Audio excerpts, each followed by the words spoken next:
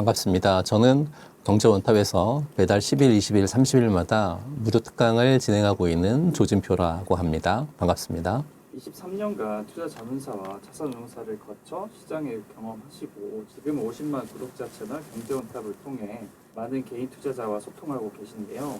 요즘 개인 투자자들의 가장 큰 고민은 무엇이었나요? 그 고민에 대한 답을 이번 첫 책으로 정리해야겠다고 결심하신 이유는 무엇인가요? 요즘 개인 투자자분들에게서 가장 많이 듣는 질문이요. 이렇게 빨리 빠질 줄 몰랐는데 지금 팔아야 됩니까? 아니면 기회를 보고 더 사야 됩니까? 라고 묻는 질문입니다. 불과 얼마 전까지만 해도 코스피가 사상 최고치를 새로 쓰면서 더 늦기 전에 들어가야 된다라고 하는 조급함이 컸잖아요. 고점 이후에 시장이 크게 조정을 받자 수익을 모두 반납한 분도 있고 뒤늦게 따라 샀다가 손실이 커진 분도 있습니다. 장세가 달라지면 고민의 표현도 사실은 달라지죠. 상승장에서는 지금이라도 사야 하나, 조정장에서는 다시 오를까, 하락장에서는 어디까지 버텨야 되나에 대한 묻는 질문들이 가장 많죠. 하지만 그 밑에 있는 문제는 사실 같습니다. 그러니까 왜 샀는지, 어느 정도 비중을 담았을지, 또 어디에서 익절하고 손절할지를 미리 정하고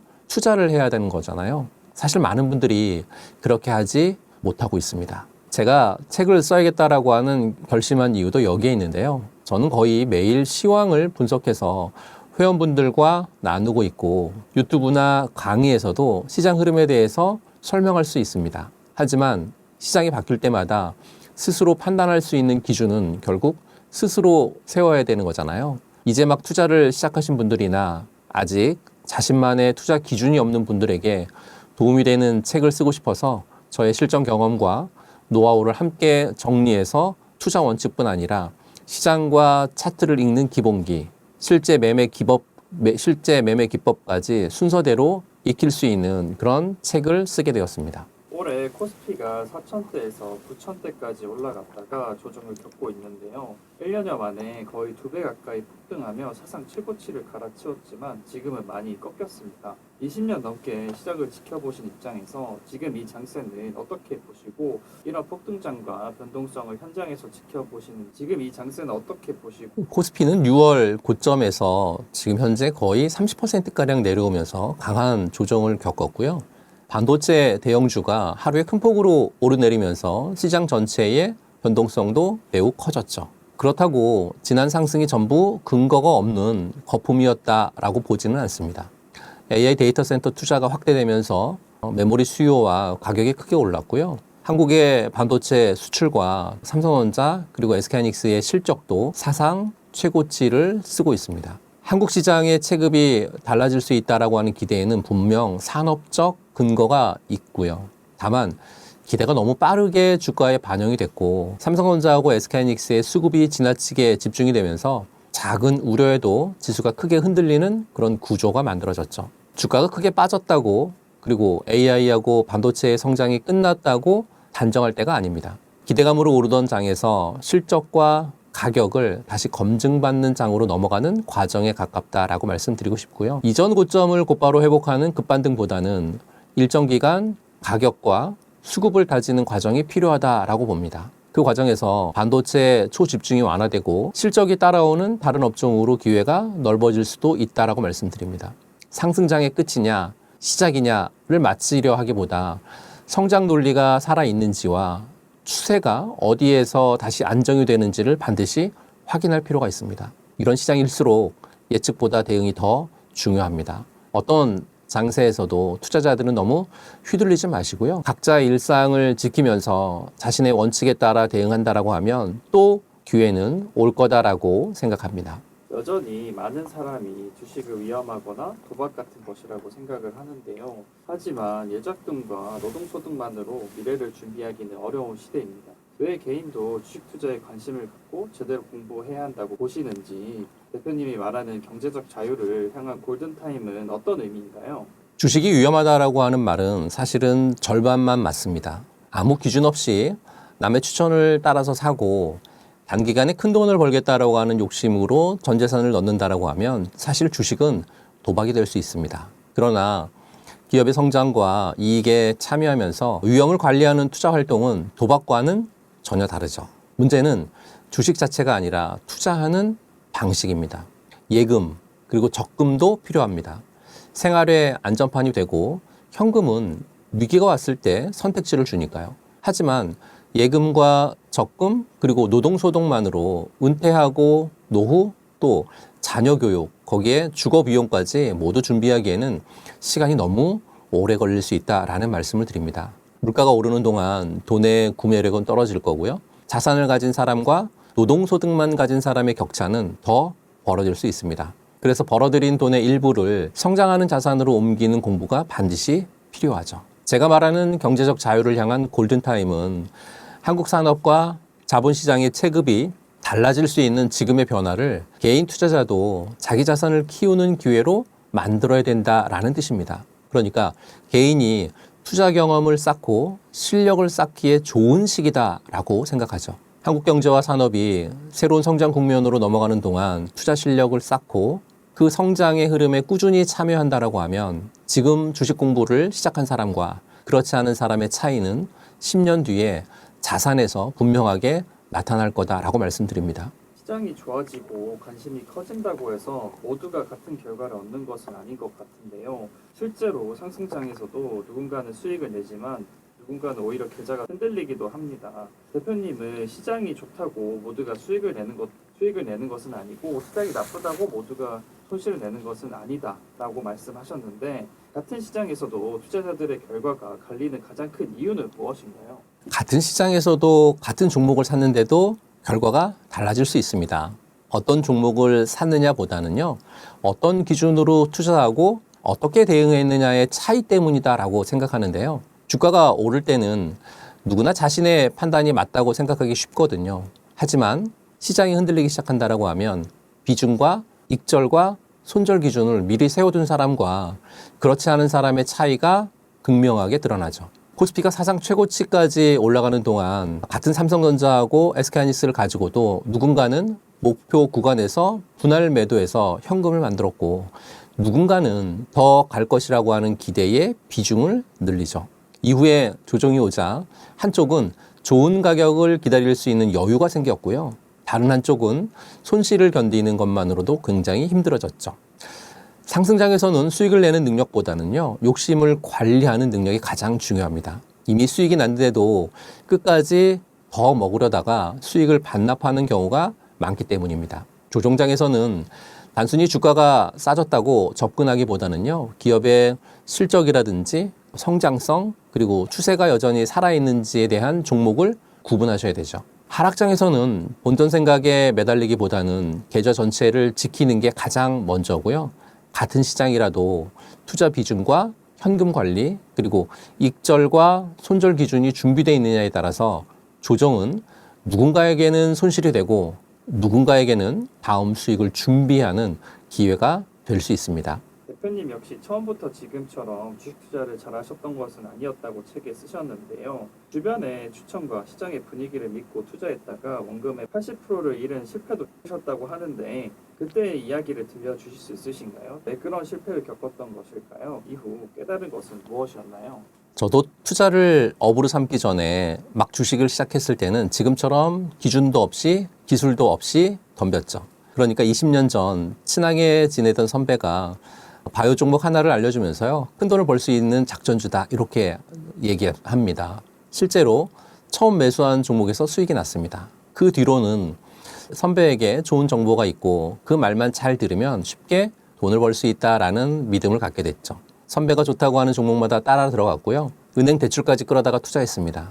하지만 결국 제가 벌었던 돈뿐만 아니라 대출금까지 잃으면서 원금의 80%가 사라졌죠. 계좌가 깡통 직전까지 가고 나서야 정신이 들었습니다. 돌이켜보면 실패의 원인은 명확합니다. 내가 왜 샀는지를 모르면서 남의 말만 믿었다라고 하는 게 첫 번째고요. 두 번째는 투자의 원칙이 없이 한 번에 큰 돈을 넣었다라는 거고요.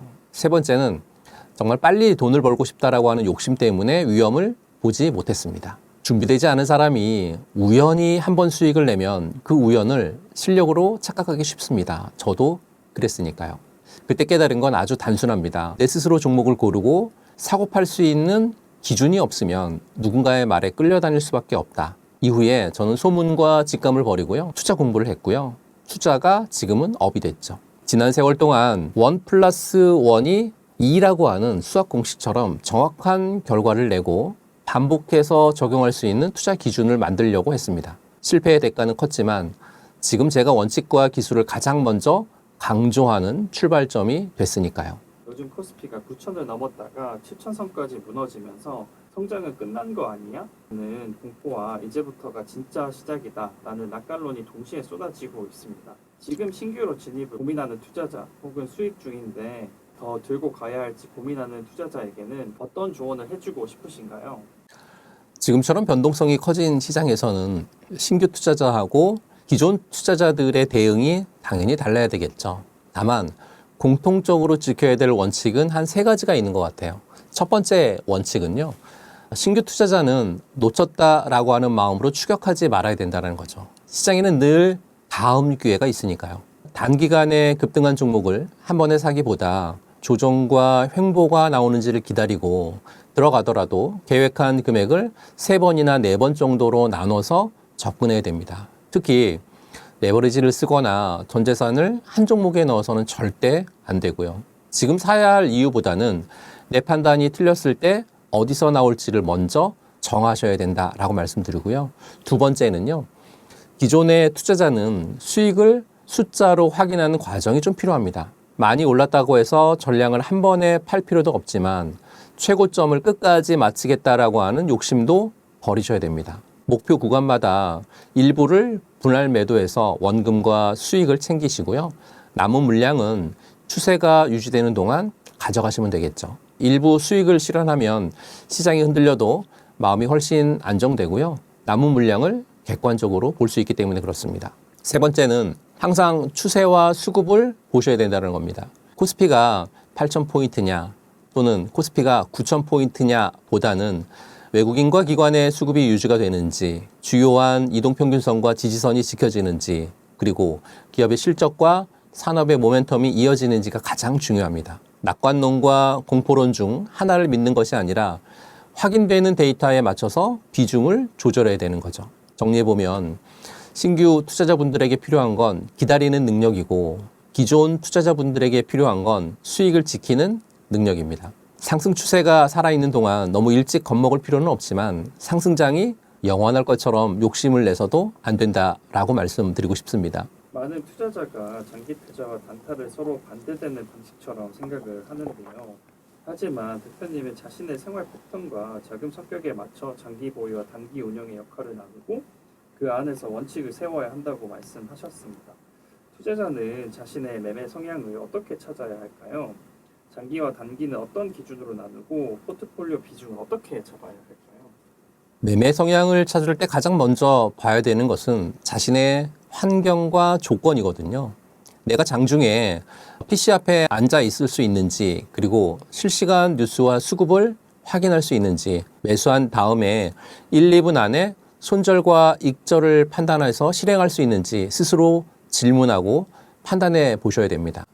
직장인이 업무 중에 스마트폰으로 잠깐 확인하면서 전업 투자자들처럼 단타를 하는 것은 사실상 불리하죠. 단기 투자자는 짧은 기간의 재료와 수급 그리고 가격 움직임을 이용하는 매매거든요. 대응 속도가 상당히 중요하고요. 처음 세운 손절과 익절을 바로 실행하셔야 됩니다. 반면 장기 투자자 같은 경우에 기업의 실적이라든지 또는 산업의 성장, 큰 추세를 보고 시간을 견디는 그런 투자거든요. 다만 손실이 난 종목을 오래 들고 있다고 장기 투자가 되는 것은 절대 아니죠. 처음부터 장기 보유할 근거가 있는지 그 근거가 유지가 되는지를 계속 확인하실 필요가 있습니다. 장기 투자자하고 단타 비중은 개인마다 사실은 좀 달라야 되거든요.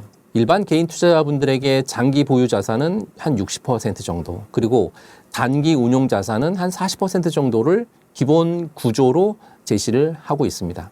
퍼센트는 실적과 모멘텀이 확실한 우량주라든지 또는 주도 산업에 매치를 해서 계좌의 중심을 잡으실 필요가 있을 것 같고요. 나머지 40%는 조건 검색식이라든지 아니면 스윙주 또는 역발상 매매처럼 시장의 흐름에 맞춘 단기 기회를 활용하실 필요가 있다는 거죠. 단기 매매에서 실수가 나더라도 중심 자산이 버텨주고 장기 종목이 쉬어갈 때는 단기 자금으로 추가 수익을 누릴 수 있습니다. 은퇴자처럼 자금 보존이 정말 중요한 사람은요, 장기하고 현금 비중을 더 높이셔야 됩니다. 경험과 대응 환경이 충분한 전업 투자자는 단기 비중을 당연히 늘릴 수 있겠죠. 내가 편안하게 실행할 수 있고 본업과 생활을 무너뜨리지 않으면서 계속 반복할 수 있는 방식을 찾는 게 가장 중요하다라고 말씀드립니다. 좋은 종목을 골라도 수익이 내 것이 되지 않는 경우가 많은데요. 수익이 나면 더 갈 것 같아 팔지 못하고 손실이 나면 본전 생각을 끊지 못해 결국 계좌 전체가 흔들리게 되는데요. 대표님은 종목을 고르는 것만큼 비중, 익절, 손절, 현금 관리가 중요하다고 말씀하십니다. 실제 매수 전에 정해두어야 할 원칙은 무엇이 있고 욕심과 공포가 올라오는 순간에도 원칙을 지키기 위한 대표님만의 방법이 있으신가요? 매수 전에 반드시 정해야 될 원칙은 딱 세 가지가 있는 것 같아요. 첫 번째 원칙은 비중입니다. 무엇을 사느냐보다 내 투자 원금에 얼마만큼의 비중으로 들어가느냐를 먼저 정해야 되는데요. 아무리 확신이 드는 종목이라도 전 재산을 한 번에 넣지는 않습니다. 종목별 최대 비중을 정하고 그 안에서도 매수를 여러 번 나눠서 들어가니까요. 정확한 바닥을 한 번에 맞추겠다라고 하는 생각 자체가 사실은 욕심입니다. 내가 산 뒤에 한 번 더 흔들려도 대응할 현금과 마음의 여유가 남아 있어야 정말 좋은 매수다라고 말씀드리고요. 두 번째는 익절과 손절 기준입니다. 위로는 어디에서 수익을 챙길지, 아래로는 어떤 조건이 깨지면 매도하고 나올지를 정해야 된다는 거죠. 단기 매매라고 하면 예를 들면 5%에서 10% 정도의 수익 구간에 물량을 나눠서 매도하고 마이너스 5%나 또는 주요한 이동평균선이 이탈된다라고 하면 자신만의 손절 라인을 정할 수 있어야 된다라고 말씀드립니다. 수치는 사실 매매법마다 다르지만 기준은 반드시 사전에 있어야 되고요. 손절 또한 다음 기회를 위한 전략적인 후퇴라고 보고 있습니다. 세 번째는 현금 비중입니다. 시장이 아무리 좋아 보여도 계좌의 약 한 20% 내외는 현금으로 남겨두는 걸 권합니다. 현금이 없으면 급락장에서 좋은 종목이 헐값에 나와도 아무것도 할 수 없고요. 현금이 놀고 있는 돈이 아니라 다음 기회를 대비하는 또 하나의 투자 종목이다라고 말씀드립니다. 욕심과 공포를 이기는 방법은 감정에 일일이 대응하지 않는 건데요. 매수할 때 가격, 비중, 목표 손절 기준을 정해두는 것 굉장히 중요합니다. 예약 주문과 분할 주문을 사용하기도 하는데 미리 세운 계획을 시스템이 대신 실행하게 만드는 거죠. 원칙은 머릿속에 있으면 감정에 휘둘리지 않고 내 계좌를 지킬 수 있다라고 말씀드립니다. 성공적인 주식 투자를 위해서는 막연한 감이나 그럴듯한 해석이 아니라 누구나 같은 조건에서 같은 판단을 할 수 있는 1 더하기 1은 2의 수학 공식 같은 기준이 있어야 한다고 강조하셨는데요. 주식 투자에서 투자 기법을 잘 배우는 것이 중요한 이유는 무엇일까요? 잘 훈련된 기법은 내가 판단이나 결정을 해야 할 때 감정을 배제할 수 있게끔 도와주거든요. 기준이 없는 사람은 주가가 오르면 급하게 따라 사고 떨어지면 겁이 나서 파니까요. 반면에 매수 조건과 매도 조건이 정해져 있으면 좋아 보인다 또는 불안하다가 아니라 거래량이 붙었는지 또는 추세가 전환이 됐는지 지지선을 지키는지를 확인하죠. 기술은 시장을 예측하고 맞히는 마법이 아니라요. 내가 흔들리지 않게 만드는 기준입니다. 잘 훈련된 기법은 같은 실수를 검증하고 고칠 수 있게 하거든요. 왠지 바닥 같았다라는 판단은 틀려도 복귀할 수 없습니다. 그러나 1년선을 돌파했는지 그리고 거래량이 이전보다 늘었는지 이평선이 역배열에서 정배열로 전환되는지처럼 조건이 분명하면 매매가 끝난 뒤에 무엇을 지켰고 무엇을 놓쳤는지를 확인할 수 있습니다. 같은 조건을 반복해 기록해야 나에게 맞는 승률과 손익비도 알 수 있습니다. 마지막으로 잘 훈련된 기법은 뉴스하고 소문보다 한 발 먼저 움직일 수 있게 하거든요. 개인 투자자가 포털이라든지 커뮤니티에서 뉴스를 봤을 때는 이미 시장에 많은 사람이 알고 있을 가능성이 크거든요. 하지만 돈이 들어오고 빠져나간 흔적은 차트하고 주가 흐름에 먼저 나타나죠. 기술적 분석이 필요합니다. 다만 기법이 성공 투자의 전부는 아닙니다. 제 투자 공식에서 기법은 20%거든요. 그 나머지는 자기 환경에 맞는 매매 스타일과 투자 원칙, 그리고 투자 심리가 중요하다라고 늘 강조하고 있습니다. 좋은 기법은 복잡한 공식이 아니라 누가 보더라도 같은 조건에서 같은 행동을 할 수 있고 내가 계속 반복할 수 있는 방법이다라고 말씀드립니다. 흔히 쌀 때 사고 비쌀 때 팔라고 말을 하는데 결코 말처럼 쉽지 않은데요. 이번 책에는 조건 검색식, 랭코 차트, 파라볼릭, 바나나 기법, 역발상 매매까지 대표님만의 수익을 만든 핵심 기법 5가지를 담겨 있습니다. 초보 투자자가 이 5가지 기법을 잘 활용하려면 어떻게 해야 할까요? 제 책에는 상승장이든 하락장이든 적용 가능한 주식 투자에서 가장 핵심 기법이라고 생각하는 5가지가 담겨 있는데요. 조건 검색 매매법, 랭코 차트, 파라볼릭, 바나나 기법, 역발상 매매인데요. 이 5가지 기법은 목적이나 접근 방법이 각기 좀 다릅니다. 먼저 조건 검색식은 장중에 돈이 빠르게 들어오는 단기 매매 후보를 걸러내는 도구입니다. 랭코 차트하고 파라볼릭은 상승과 하락의 추세가 시작이 되고 끝나는 지점을 확인하는 데 굉장히 도움이 되고요. 바나나 기법은 크게 하락한 종목이 1년선과 거래량을 바탕으로 해서 턴어라운드하는 구간을 찾아내는 방법이고요. 역발상 매매는 고점 대비 급락해서 공포 물량이 쏟아지는 구간을 짧은 반등의 기회로 활용하는 그런 방법이죠. 자신의 장기 또는 단기 투자 비중에 맞는 기법부터 하나씩 충분히 반복해 보시고요. 어떤 장세와 종목에서 효과적인지를 반드시 익히셔야 됩니다. 기법의 목적을 정확히 이해하고 정해둔 원칙대로 적용을 할 때 시장의 방향을 맞추지 못하더라도 손실을 통제하고 수익의 기회를 만들어 나갈 수 있습니다. 앞에서 말씀드렸듯 장기 투자하고 단기 매매를 6대4 비율로 운용하는 것을 제안드리는데요. 자신의 시간과 자금 그리고 투자 성향에 맞춰 비중을 정한 뒤에 그 목적에 맞는 기법을 선택하시면 가장 좋은 선택이 될 것 같습니다. 장기 흐름과 매수 시점은 랭코 차트라든지 파라볼릭 또는 바나나 기법으로 확인하시고요. 단기 투자 자금은 조건 검색식이라든지 또는 역발상 매매에 활용을 하시면 가장 좋겠다라고 말씀드리고요. 다만 단기 매매로 산 종목이 떨어졌다고 장기 투자로 바꾸거나 짧은 반등을 노린 종목을 본전이 올 때까지 버티는 식으로 기법의 목적을 바꿔서는 절대 안 됩니다. 각 기법의 목적을 정확하게 이해하시고 정해둔 원칙대로 적용을 할 때 손실을 통제하고요. 수익의 기회를 만들어 나갈 수 있다라고 말씀드립니다. 최근 반도체, 로봇 등 몇몇 테마로 투자금이 쏠리면서 실제로 삼성전자, SK하이닉스 등 상위 종목 비중이 코스피 시가총액의 60%를 넘었다는 통계도 나왔습니다. 이렇게 소수 종목 테마로 쏠림이 심한 장세에서 개인 투자자는 집중과 분산 사이에 어떤 균형을 잡아야 할까요? 이번 조정은 쏠림의 위험을 아주 분명하게 보여줬습니다. 그러니까 삼성전자하고 SK하이닉스가 지수를 끌어올릴 때는 두 종목을 많이 가진 계좌가 시장을 이겼습니다.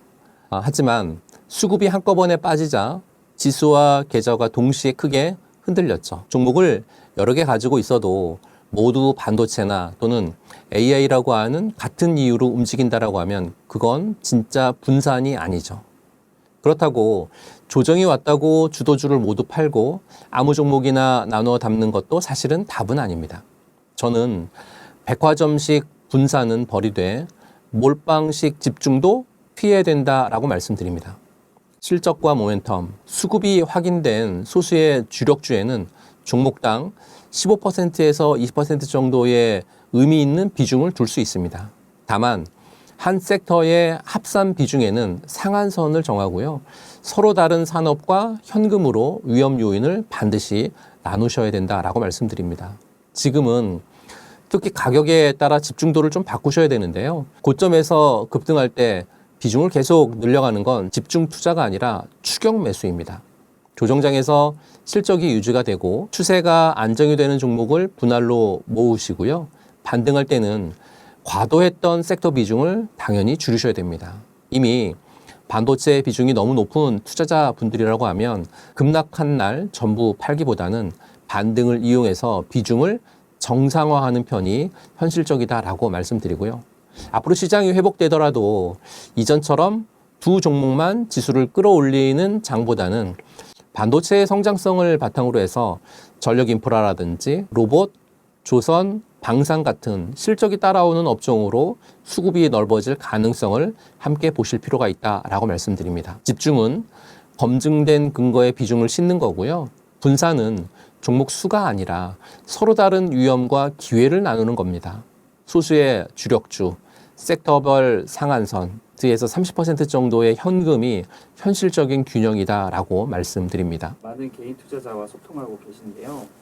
요즘 개인 투자자들의 가장 큰 고민은 무엇이었나요? 그 고민에 대한 답을 첫 책으로 정리해야겠다고 결심하신 이유는 무엇인가요? 요즘 개인 투자자분들에게서 가장 많이 듣는 질문이요.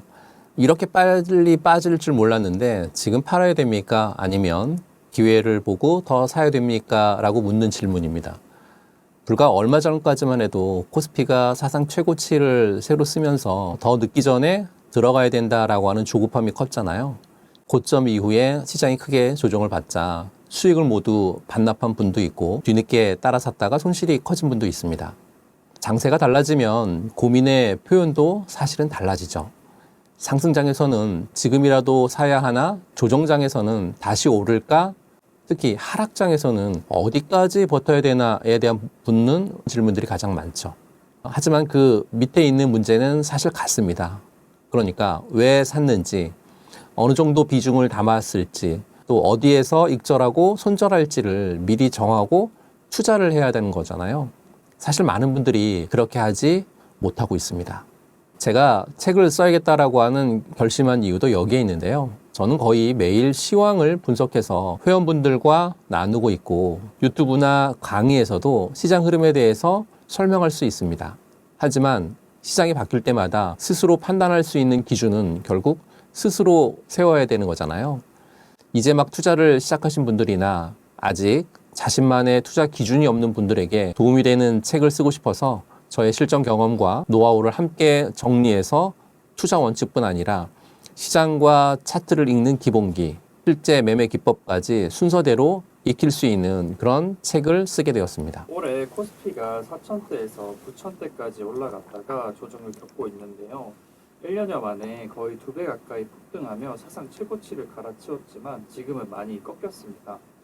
지금 이 장세는 어떻게 보시고 이런 폭등장과 변동성을 현장에서 지켜보시는지, 지금 이 장세는 어떻게 보시고 이런 폭등장과 변동성을 현장에서 지켜보시는지 소감이 궁금합니다. 코스피는 6월 고점에서 지금 현재 거의 30%가량 내려오면서 강한 조정을 겪었고요.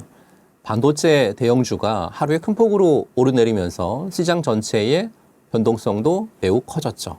그렇다고 지난 상승이 전부 근거가 없는 거품이었다라고 보지는 않습니다. AI 데이터 센터 투자가 확대되면서 메모리 수요와 가격이 크게 올랐고요. 한국의 반도체 수출과 삼성전자 그리고 SK하이닉스의 실적도 사상 최고치를 쓰고 있습니다. 한국 시장의 체급이 달라질 수 있다라고 하는 기대에는 분명 산업적 근거가 있고요. 기대가 너무 빠르게 주가에 반영이 됐고 삼성전자하고 SK하이닉스의 수급이 지나치게 집중이 되면서 작은 우려에도 지수가 크게 흔들리는 그런 구조가 만들어졌죠. 지금은 주가가 크게 빠졌다고 그리고 AI하고 반도체의 성장이 끝났다고 단정할 때가 아닙니다. 기대감으로 오르던 장에서 실적과 가격을 다시 검증받는 장으로 넘어가는 과정에 가깝다라고 말씀드리고 싶고요. 이전 고점을 곧바로 회복하는 급반등보다는 일정 기간 가격과 수급을 다지는 과정이 필요하다라고 봅니다. 반도체 초집중이 완화되고 실적이 따라오는 다른 업종으로 기회가 넓어질 수도 있다라고 말씀드립니다. 상승장의 끝이냐 시작이냐를 맞추려 하기보다 성장 논리가 살아있는지와 추세가 어디에서 다시 안정이 되는지를 반드시 확인할 필요가 있습니다. 이런 시장일수록 예측보다 대응이 더 중요합니다. 어떤 장세에서도 투자자들은 너무 휘둘리지 마시고요. 각자의 일상을 지키면서 자신의 원칙에 따라 대응한다라고 하면 또 기회는 올 거다라고 생각합니다. 여전히 많은 사람이 주식을 위험하거나 도박 같은 것이라고 생각을 하는데요. 노동소득만으로 미래를 준비하기는 어려운 시대입니다. 왜 개인도 주식 투자에 관심을 갖고 제대로 공부해야 한다고 보시는지, 대표님이 말하는 경제적 자유를 향한 골든타임은 어떤 의미인가요? 주식이 위험하다라고 하는 말은 사실은 절반만 맞습니다. 아무 기준 없이 남의 추천을 따라서 사고 단기간에 큰 돈을 벌겠다라고 하는 욕심으로 전 재산을 넣는다라고 하면 사실 주식은 도박이 될 수 있습니다. 기업의 성장과 이익에 참여하면서 위험을 관리하는 투자 활동은 도박과는 전혀 다르죠. 문제는 주식 자체가 아니라 투자하는 방식입니다. 예금 그리고 적금도 필요합니다. 생활의 안전판이 되고 현금은 위기가 왔을 때 선택지를 주니까요. 하지만 예금과 적금, 노동소득만으로 은퇴하고 노후 또 자녀 교육, 거기에 주거 비용까지 모두 준비하기에는 시간이 너무 오래 걸릴 수 있다라는 말씀을 드립니다. 물가가 오르는 동안 돈의 구매력은 떨어질 거고요. 자산을 가진 사람과 노동소득만 가진 사람의 격차는 더 벌어질 수 있습니다. 그래서 벌어들인 돈의 일부를 성장하는 자산으로 옮기는 공부가 반드시 필요하죠. 제가 말하는 경제적 자유를 향한 골든타임은 한국 산업과 자본시장의 체급이 달라질 수 있는 지금의 변화를 개인 투자자도 자기 자산을 키우는 기회로 만들어야 된다라는 뜻입니다. 개인이 투자 경험을 쌓고 실력을 쌓기에 좋은 시기다라고 생각하죠. 한국 경제와 산업이 새로운 성장 국면으로 넘어가는 동안 투자 실력을 쌓고 그 성장의 흐름에 꾸준히 참여한다라고 하면 지금 주식 공부를 시작한 사람과 그렇지 않은 사람의 차이는 10년 뒤에 자산에서 분명하게 나타날 거다라고 말씀드립니다. 시장이 좋아지고 관심이 커진다고 해서 모두가 같은 결과를 얻는 것은 아닌 것 같은데요. 실제로 상승장에서도 누군가는 수익을 내지만 누군가는 오히려 계좌가 흔들리기도 합니다. 시장이 좋다고 수익을 내는 것은 아니고 시장이 나쁘다고 모두가 손실을 내는 것은 아니다 라고 말씀하셨는데 같은 시장에서도 투자자들의 결과가 갈리는 가장 큰 이유는 무엇인가요? 같은 시장에서도 같은 종목을 샀는데도 결과가 달라질 수 있습니다. 어떤 종목을 샀느냐 보다는요. 어떤 기준으로 투자하고 어떻게 대응했느냐의 차이 때문이다라고 생각하는데요. 주가가 오를 때는 누구나 자신의 판단이 맞다고 생각하기 쉽거든요. 하지만 시장이 흔들리기 시작한다라고 하면 비중과 익절과 손절 기준을 미리 세워둔 사람과 그렇지 않은 사람의 차이가 극명하게 드러나죠. 코스피가 사상 최고치까지 올라가는 동안 같은 삼성전자하고 SK하이닉스를 가지고도 누군가는 목표 구간에서 분할 매도해서 현금을 만들었고 누군가는 더 갈 것이라고 하는 기대에 비중을 늘리죠. 이후에 조정이 오자 한쪽은 좋은 가격을 기다릴 수 있는 여유가 생겼고요. 다른 한쪽은 손실을 견디는 것만으로도 굉장히 힘들어졌죠. 상승장에서는 수익을 내는 능력보다는요, 욕심을 관리하는 능력이 가장 중요합니다. 이미 수익이 났는데도 끝까지 더 먹으려다가 수익을 반납하는 경우가 많기 때문입니다. 조정장에서는 단순히 주가가 싸졌다고 접근하기보다는요, 기업의 실적이라든지 성장성 그리고 추세가 여전히 살아있는지에 대한 종목을 구분하셔야 되죠. 하락장에서는 본전 생각에 매달리기보다는 계좌 전체를 지키는 게 가장 먼저고요. 같은 시장이라도 투자 비중과 현금 관리 그리고 익절과 손절 기준이 준비되어 있느냐에 따라서 조정은 누군가에게는 손실이 되고 누군가에게는 다음 수익을 준비하는 기회가 될 수 있습니다. 대표님 역시 처음부터 지금처럼 주식 투자를 잘 하셨던 것은 아니었다고 책에 쓰셨는데요. 주변의 추천과 시장의 분위기를 믿고 투자했다가 원금의 80%를 잃은 실패도 겪으셨다고요. 돌이켜보면 왜 그런 실패를 겪었던 것일까요? 실패 경험 이후 깨달은 것은 무엇이었나요? 저도 투자를 업으로 삼기 전에 막 주식을 시작했을 때는 지금처럼 기준도 없이 기술도 없이 덤볐죠. 그러니까 20년 전 친하게 지내던 선배가 바이오 종목 하나를 알려주면서요. 큰 돈을 벌 수 있는 작전주다 이렇게 얘기합니다. 실제로 처음 매수한 종목에서 수익이 났습니다. 그 뒤로는 선배에게 좋은 정보가 있고 그 말만 잘 들으면 쉽게 돈을 벌 수 있다라는 믿음을 갖게 됐죠. 선배가 좋다고 하는 종목마다 따라 들어갔고요. 나중에는 은행 대출까지 끌어다가 투자했습니다. 하지만 결국 제가 벌었던 돈뿐만 아니라 대출금까지 잃으면서 원금의 80%가 사라졌죠. 계좌가 깡통 직전까지 가고 나서야 정신이 들었습니다. 돌이켜보면 실패의 원인은 명확합니다. 내가 왜 샀는지를 모르면서 남의 말만 믿었다라고 하는 게 첫 번째고요. 두 번째는 투자의 원칙이 없이 한 번에 큰 돈을 넣었다라는 거고요. 세 번째는 정말 빨리 돈을 벌고 싶다라고 하는 욕심 때문에 위험을 보지 못했습니다. 준비되지 않은 사람이 우연히 한 번 수익을 내면 그 우연을 실력으로 착각하기 쉽습니다. 저도 그랬으니까요. 그때 깨달은 건 아주 단순합니다. 내 스스로 종목을 고르고 사고 팔 수 있는 기준이 없으면 누군가의 말에 끌려다닐 수밖에 없다. 이후에 저는 소문과 직감을 버리고요. 투자 공부를 했고요. 투자가 지금은 업이 됐죠. 지난 세월 동안 1+1이 2라고 하는 수학 공식처럼 정확한 결과를 내고 반복해서 적용할 수 있는 투자 기준을 만들려고 했습니다. 실패의 대가는 컸지만 지금 제가 원칙과 기술을 가장 먼저 강조하는 출발점이 됐으니까요. 요즘 코스피가 9천을 넘었다가 7천선까지 무너지면서 성장은 끝난 거 아니야? 공포와 이제부터가 진짜 시작이다 라는 낙관론이 동시에 쏟아지고 있습니다. 지금 신규로 진입을 고민하는 투자자 혹은 수익 중인데 더 들고 가야 할지 고민하는 투자자에게는 어떤 조언을 해주고 싶으신가요? 지금처럼 변동성이 커진 시장에서는 신규 투자자하고 기존 투자자들의 대응이 당연히 달라야 되겠죠. 다만 공통적으로 지켜야 될 원칙은 한 3가지가 있는 것 같아요. 첫 번째 원칙은요. 신규 투자자는 놓쳤다라고 하는 마음으로 추격하지 말아야 된다는 거죠. 시장에는 늘 다음 기회가 있으니까요.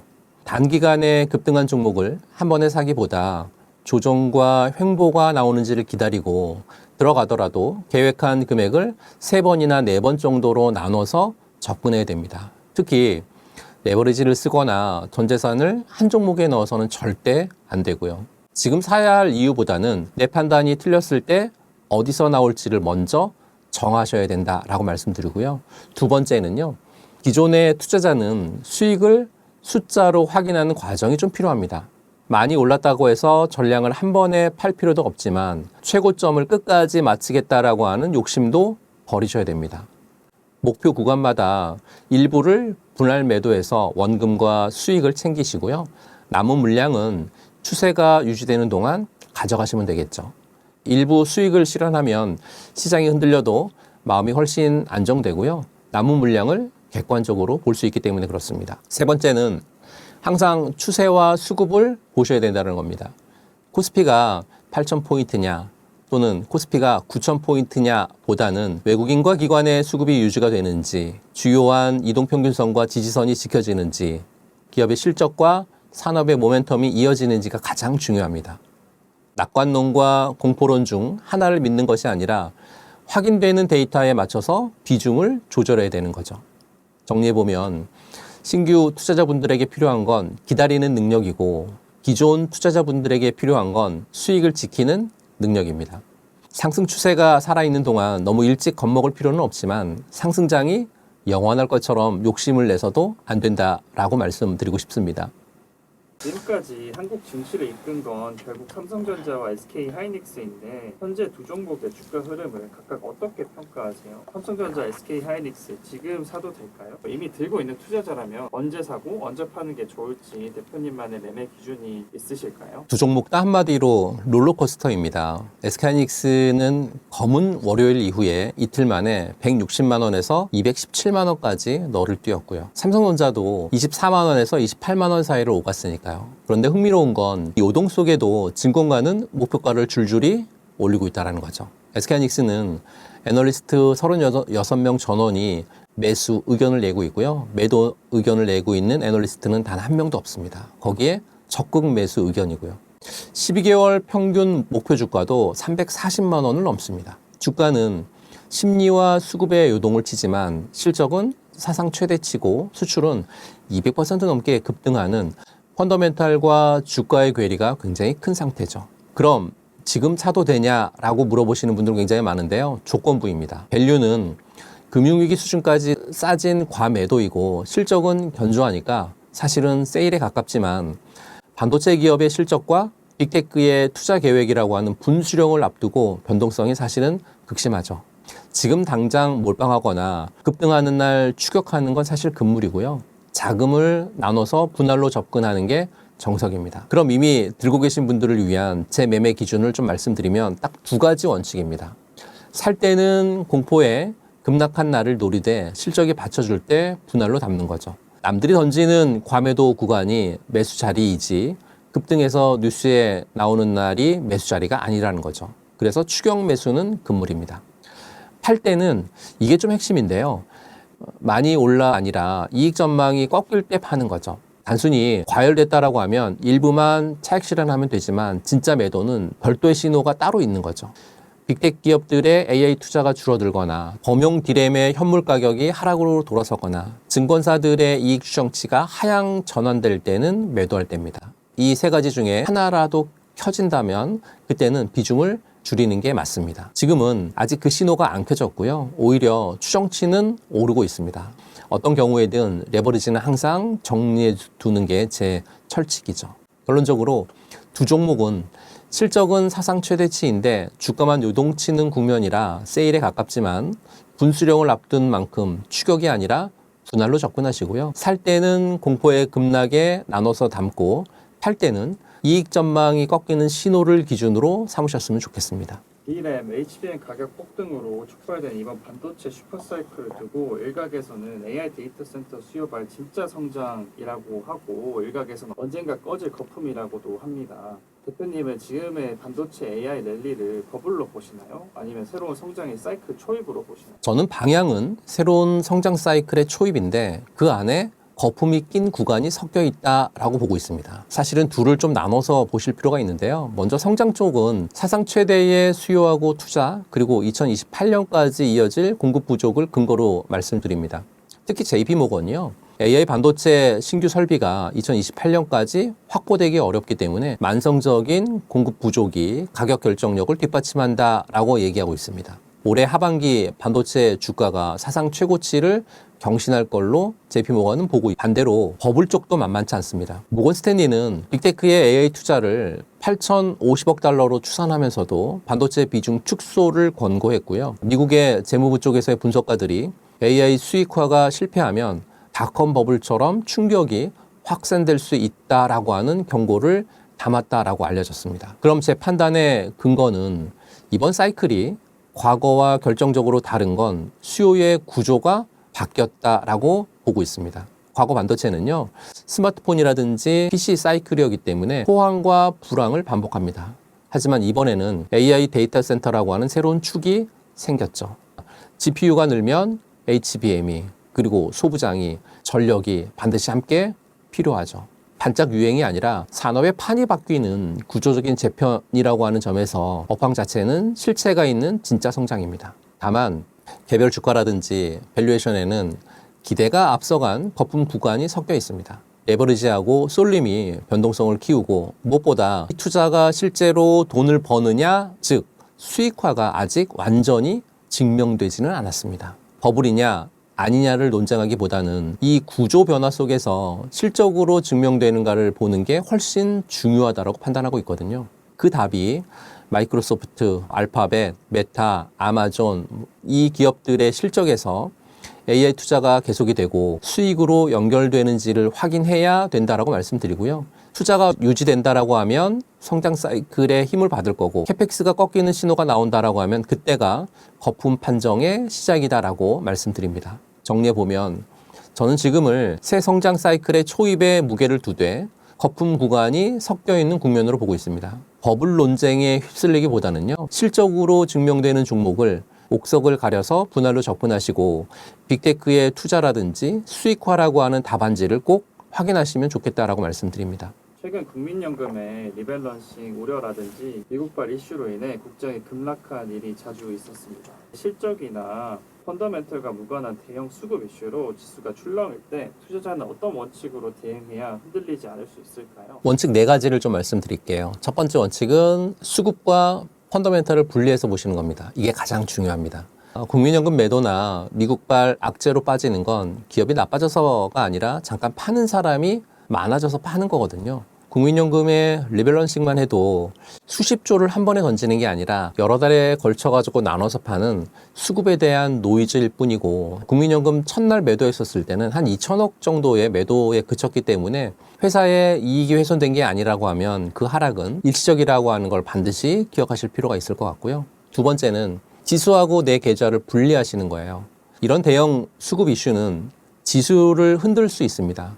하지만 결국에 내 종목의 장기 주가는 그 회사의 실적이 정하는 거거든요. 지수가 급락한다고 겁먹고 멀쩡한 내 종목을 던지는 건 남의 사정 때문에 내 자산을 헐값에 파는 셈이거든요. 세 번째는 현금과 분할을 무기로 사용하셨으면 좋겠습니다.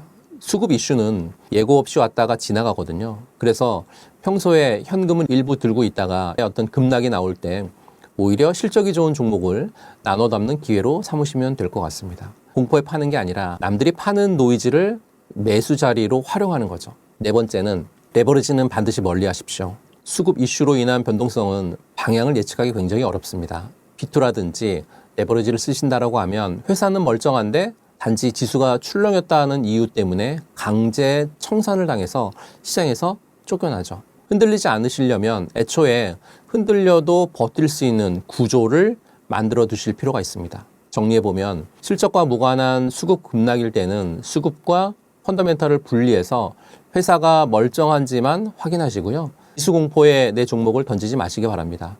현금을 무기 삼아서 분할로 대응하시고 레버리지를 멀리 하시면서 이런 노이즈에 흔들리지 않고 오히려 기회로 삼으실 수 있는 그런 분들이 되셨으면 좋겠습니다. 로봇이 올해 시장의 핵심 테마로 떠오르며 주도주 교체 기대감이 큰데요. 다만 레인보우 로보틱스, 두산 로보틱스처럼 실적 대비 주가가 이미 크게 앞서가면서 고평가 논란도 함께 나오고 있는데 로봇 테마처럼 미래 기대감으로 급등하는 종목 중 옥성을 가리는 대표님만의 기준이 있으신가요?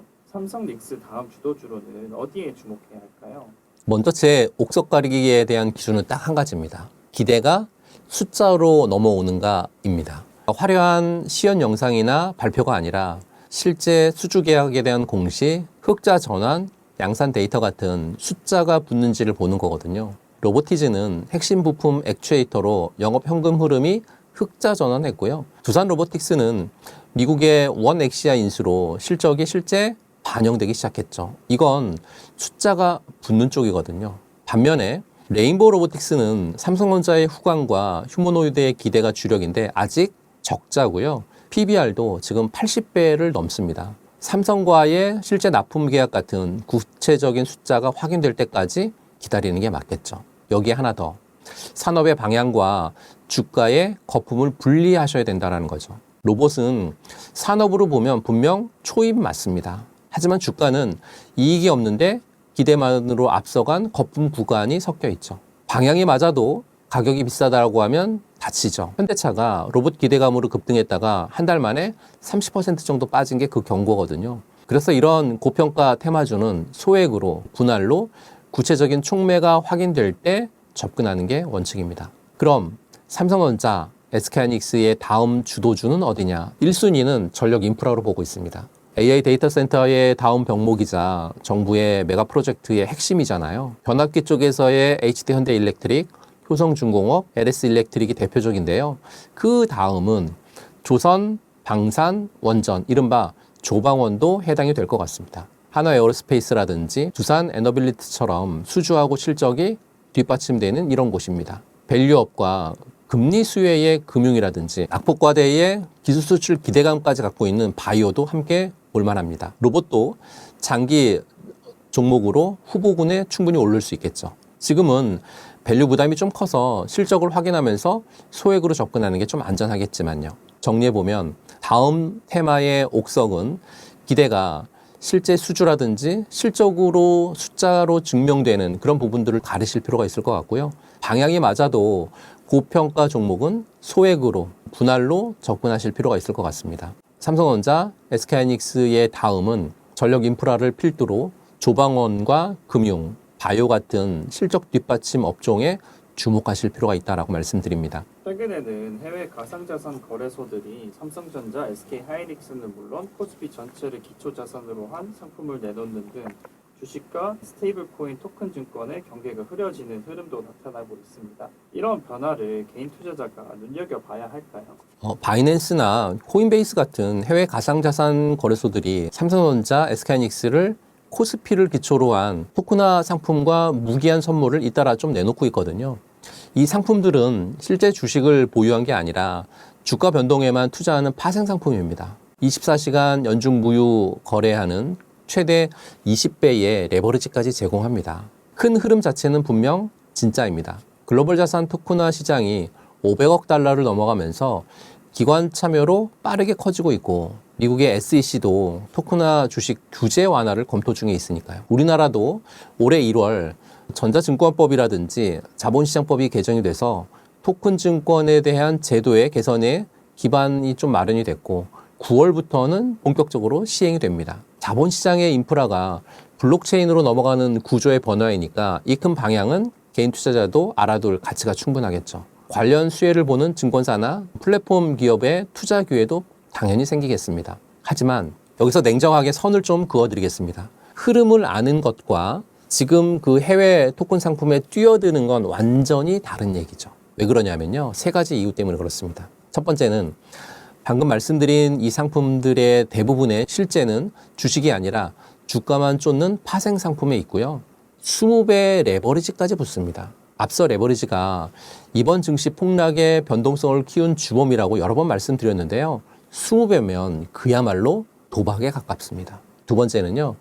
규제 불확실성이죠. 해외 거래소의 이런 상품은 국내법상 회색지대이기 때문에요. 문제가 생겨도 투자자들의 보호를 받기 어렵다는 겁니다. 세 번째는 아직 제도가 정비되기 초입 단계이기 때문에 안정성이 검증되지 않았다는 거죠. 개인 투자자분들에게 드리는 조언은 명확합니다. 이 큰 흐름은 자본시장의 미래이니까 관심을 갖고 공부하시되 성급하게 고 레버리지 토큰 상품에 뛰어들지 마시라고 말씀드립니다. 제도가 명확해지고 투자자 보호 장치가 갖춰질 때까지 좀 기다리시고요. 그 전까지는 국내 제도와 일정이라든지 규제의 방향을 지켜보면서 증권, 플랫폼 같은 수혜주 관점으로 접근하는 게 훨씬 더 현실적이죠. 결론적으로 주식과 토큰의 경계가 흐려지는 이 흐름은 자본시장의 구조를 바꿀 변화는 맞습니다. 공부해둘 가치는 분명 크죠. 다만 24시간 거래가 되고 20배 레버리지 같은 상품은 규제도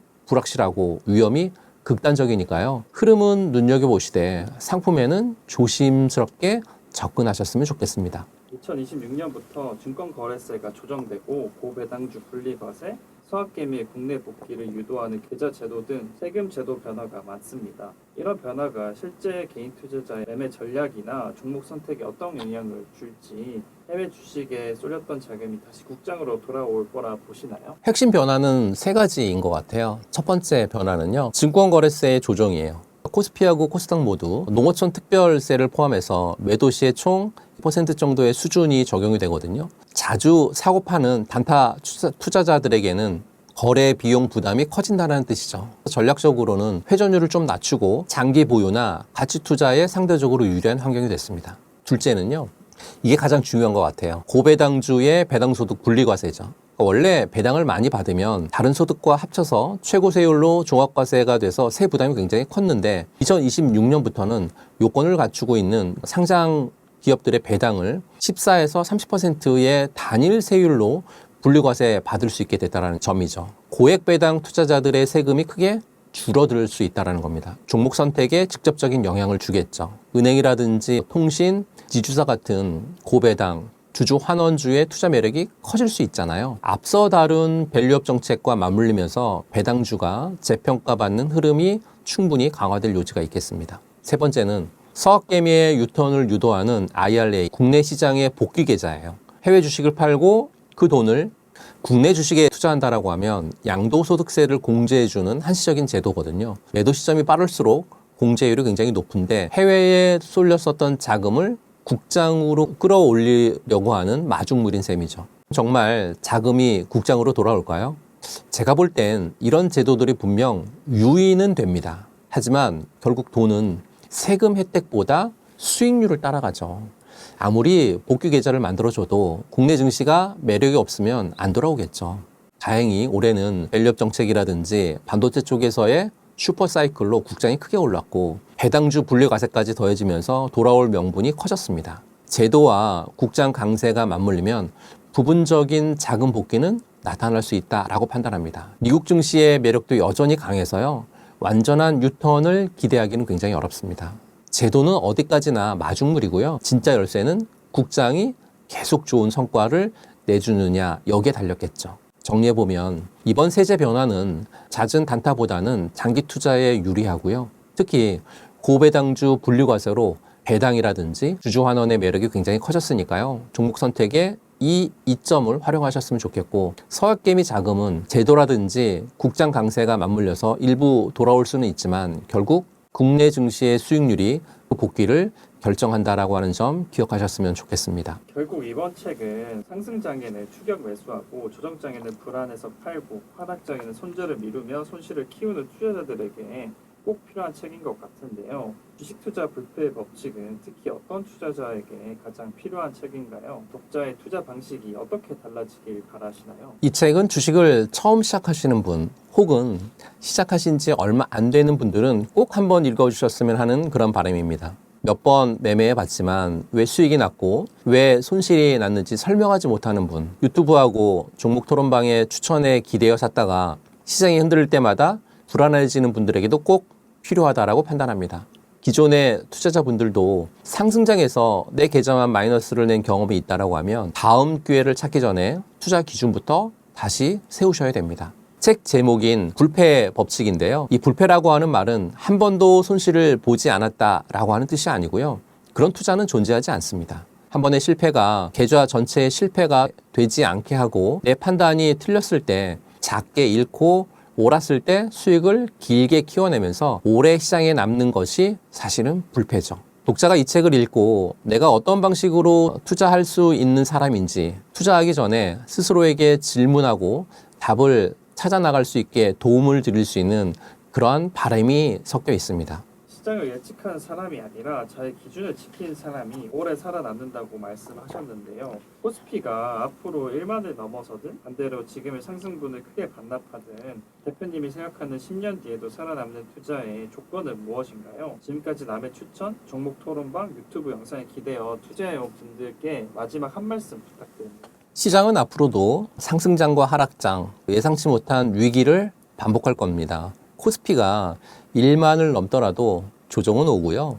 큰 하락 뒤에도 다시 새로운 주도주는 나오니까요. 그 모든 변화를 한 번도 틀리지 않고 예측할 수 있는 사람은 없습니다. 10년 뒤에도 살아남을 수 있는 투자자는 그런 시장의 흐름 속에서도 자신의 자본과 수익을 지켜낼 줄 아는 사람일 것입니다. 저 역시 매일 시장을 분석하고 전하고 있는데요. 저와 함께 공부하는 분들에게도 조금이라도 도움이 되는 내용을 전하기 위해서 밤낮으로 준비하고 있습니다.